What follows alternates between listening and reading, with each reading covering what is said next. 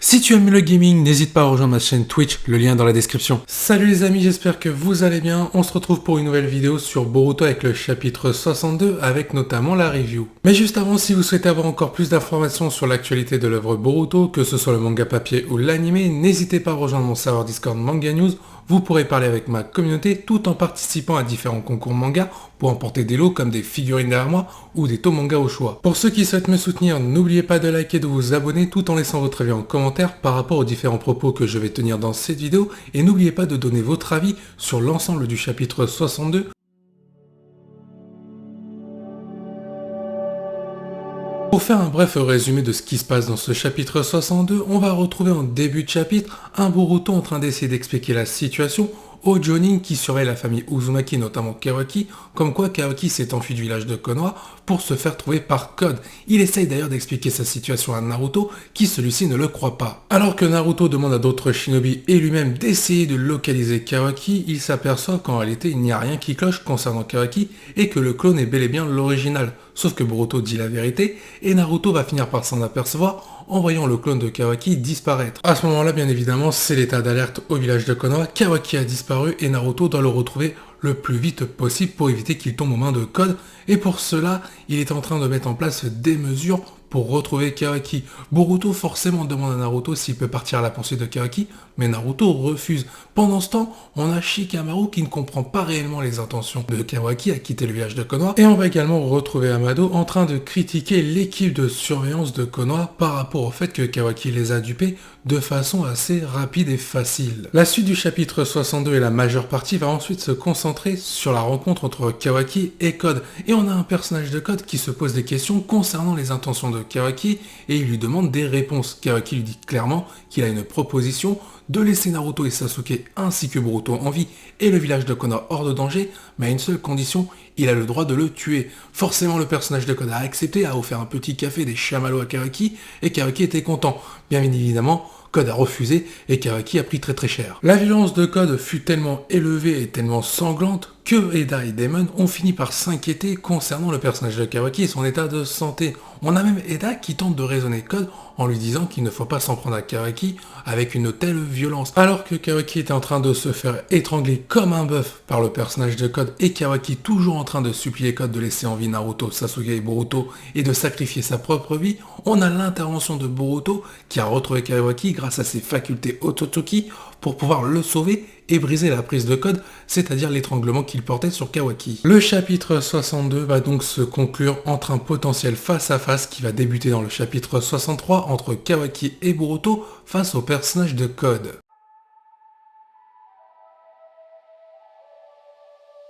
Commençons la partie analyse de cette review avec la naïveté des shinobi à ne pas croire Boruto quant à la situation de Kawaki. Et ce qui est assez exceptionnel, c'est vrai que Kawaki a quand même dupé le village de Konoha concernant leur défense par rapport au clan Yamanaka. Il faut quand même prendre en compte que Kawaki est parvenu à duper toute la sécurité du village de Konoha, soit l'un des meilleurs villages du monde shinobi en termes de puissance offensive, mais aussi défensive.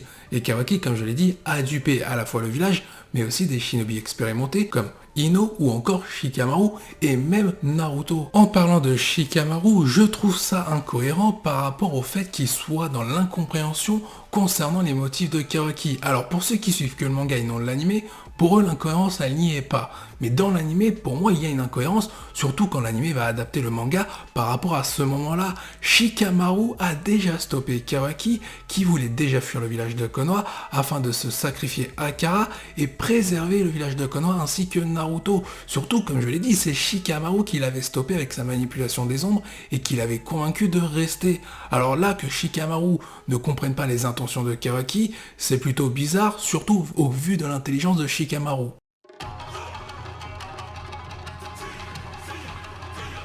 En parlant de Naruto, il est temps d'analyser sa relation qu'il porte avec Boruto, notamment en termes de confiance. Naruto qui est le père de Boruto et Boruto le fils de Naruto, tu m'auras compris. Et là, ce qui est étonnant dans ce chapitre 62, c'est qu'on a un Naruto qui ne croit pas du tout Boruto quant à la situation de Kawaki. Alors que Naruto ne fasse pas confiance à Boruto sur différents points, notamment depuis l'examen Chunin, par rapport à l'outil ninja qu'avait utilisé Boruto, ce qui était interdit, je peux le comprendre. Mais depuis ce temps-là, il y a une époque qui est passée. Boruto a affronté Momoshiki avec Naruto et Boruto les a sauvés. Naruto, Boruto et Sasuke ont affronté Ishiki, Otsutsuki ensemble et forcément les liens se sont rapprochés. Surtout que Boruto comprend la situation de Naruto en tant que Hokage et Naruto comprend son absence vis-à-vis de son fils.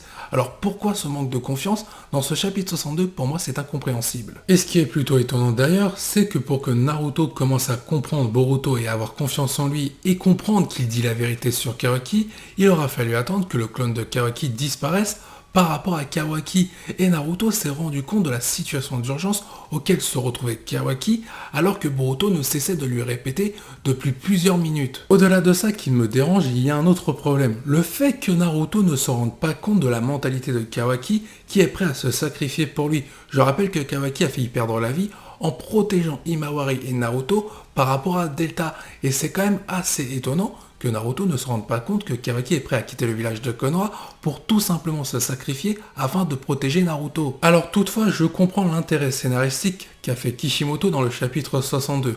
En faisant un Naruto totalement naïf, ça permet à Boruto et Kawaki de se retrouver pour affronter Code beaucoup plus tard et donc de les mettre en avant et de laisser Naruto de côté, car comme le dit Naruto, il ne sait pas où se trouve Kawaki, à la différence de Boruto. Maintenant, est-ce que pour moi le développement est logique dans la relation entre Naruto et Boruto dans le chapitre 62? J'ai envie de dire non, mais d'un point de vue scénaristique, comme je l'ai évoqué, ça me semble plutôt cohérent. Mais j'aurais aimé autre chose en termes de scénario pour écarter Naruto et laisser Boruto briller.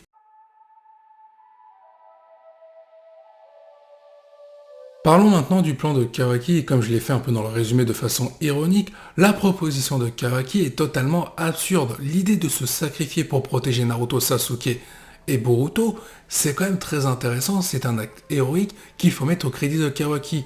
Mais à quel moment il a pu se dire que Code allait accepter? Dans le développement du personnage de Kawaki, c'est totalement compréhensible par rapport à la proposition qu'il a faite à Code. Là, on voit clairement un Kawaki qui est totalement obsédé à l'idée de protéger Naruto et le village de Konoha, prêt à accepter toutes les propositions envers le personnage de Code, quitte à sacrifier sa propre vie. Et il ne s'aperçoit plus de la réalité des choses par rapport au fait que Code pourrait accepter ou non sa proposition.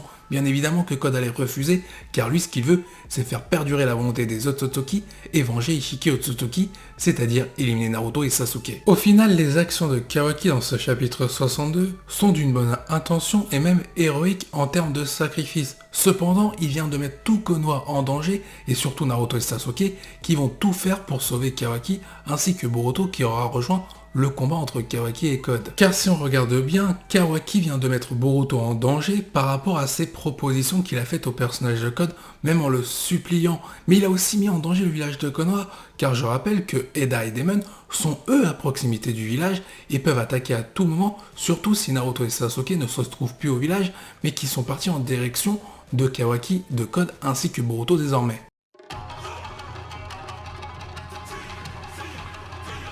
Parlons rapidement de la violence de Code dans ce chapitre, notamment l'étranglement qu'il a fait à Kawaki, les différents coups, le côté psychopathe à s'amuser avec lui tout en le frappant violemment. C'était très intéressant de voir ce développement-là du côté du personnage de Code, qui jusqu'à maintenant nous a été montré comme un personnage réfléchi, intelligent et notamment calculateur par rapport à ses coups d'avance qu'il est en train de mettre en place par rapport au monde Shinobi. J'ai trouvé intéressant qu'on nous montre une autre facette du personnage de Code, notamment à l'égard de Kawaki, pour montrer la jalousie de Code envers Kawaki sur le Kamanoir qu'il avait possédé en lien avec Ishiki Otsutsuki et notamment les ambitions de Code quant à faire perdurer la volonté des Otsutsuki ainsi que venger Ishiki. C'est très intéressant de respecter le personnage par rapport à ses ambitions avec l'ancien antagoniste. En réalité, ce qu'a fait Kawaki, il a fait une erreur qu'il ne fallait pas faire, réveiller la colère de Code en parlant de la mort d'Ishiki, comme quoi Kawaki était le seul et unique responsable de la mort d'Ishiki Otsutsuki. Forcément, ça allait réveiller la colère de Code, ce qui a donné bien évidemment à Code une raison de frapper bien plus violemment Kawaki, tout en laissant exploser sa colère et sa rage envers celui-ci. Il y a une scène qui m'a un peu peiné pour Kawaki, c'est quand Code a dit clairement qu'il n'était plus sur sa liste à abattre, cependant il cherchait quelqu'un à étrangler et ça tombe bien, le personnage de Kawaki est face à lui. En termes de développement, le chapitre 62 met en avant le côté sadique et psychopathe du personnage de Code qui rejoint un peu toutes les caractéristiques qui nous ont été montrées précédemment dans les différents chapitres. Au travers d'un débat plutôt violent avec le personnage de Code envers le personnage de Kawaki, on a Eda qui s'inquiète fortement quant à la santé de Kawaki par rapport à la colère incontrôlable du personnage de Code. Et on peut donc se demander si Eda et Daemon ne pourraient pas intervenir dans le chapitre 63 pour sauver Kawaki et indirectement Boruto en stoppant la colère de Code. Rappelez-vous que dans les derniers chapitres, Code avait promis à Eda de ne pas toucher Kawaki et de le laisser en vie pour que Eda profite de son crush, c'est-à-dire de Kawaki. Et le fait que dans le chapitre 63, Eda pourrait intervenir face au personnage de Code en lui faisant rappeler sa promesse, il pourrait y avoir pas mal de rebondissements. Pourquoi pas voir Eda kidnapper Kawaki pour le protéger et Code serait un peu dépourvu par rapport à la situation car il ne saurait pas où se trouve Kawaki en ayant perdu les compétences d'Eda qui ne se trouverait plus aux côtés de lui. On pourrait même imaginer un scénario dans la suite de l'œuvre de Boruto où Kawaki serait du côté d'Eda et Daemon et Eda lui promettrait de ne pas toucher à Naruto que si Kawaki reste avec elle. Et ça pourrait être très intéressant car d'un côté on aurait le personnage de Code qui lui voudra exterminer à la fois la team des Shinobi composée de Naruto, Sasuke et des autres, ainsi que Code qui voudra éliminer également la team d'Eda par rapport à leur trahison afin de faire perdurer la volonté des Otsutsuki. Un scénario comme ça dans l'univers de Naruto, ce serait très intéressant, mais surtout inédit pour le manga Boruto afin d'agrémenter l'univers de Naruto comme je l'ai dit précédemment.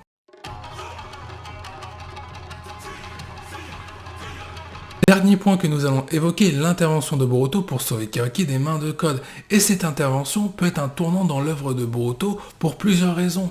Il n'est pas impossible que ce soit Code qui fasse la cicatrice à l'œil de Boruto, ce qui pourrait faire monter la culpabilité au sein du développement de Kawaki par rapport à ses actions, et il pourrait donc s'en vouloir d'avoir été voir le personnage de Code par rapport à Boruto qui serait intervenu par la suite et qui se serait blessé pour lui. En termes de relation pour Boruto et Kawaki, ça pourrait être le début de la déchirure par rapport à leur amitié. Et pour reprendre le scénario que j'ai évoqué en termes de trahison de la part d'Eda et Daemon, il ne serait pas impossible que d'un côté Kawaki soit récupéré par Eda pour le protéger et que Boruto soit récupéré par le personnage de Sasuke afin d'agrémenter cette relation en tant que sensei et élève que représentent Sasuke et Boruto. Ça permettrait un coup double dans le scénario et ça permettrait de voir Sasuke briller peut-être face au personnage de Code afin de sauver Boruto. D'ailleurs, ces différents événements pourraient expliquer pourquoi Boruto et Kawaki s'affrontent dans le chapitre 1 pour le manga et dans l'épisode 1 pour l'anime. On aurait à la fois Boruto qui représenterait les valeurs de Sasuke et Kawaki qui s'est sacrifié pour protéger le village de Konoha en ayant accompagné Eda, ce qui pourrait expliquer le dialogue entre Kawaki et Boruto, notamment où Kawaki dit qu'il n'y a pas d'alternative possible quant à la situation du monde Shinobi. Ça représenterait l'action qu'il a fait en allant vers le personnage d'Eda pour laisser le bonheur aux autres. La vidéo se termine ici, j'espère qu'elle vous a plu, je vous dis à la prochaine, portez-vous bien, n'oubliez pas que la volonté du KT soit avec vous.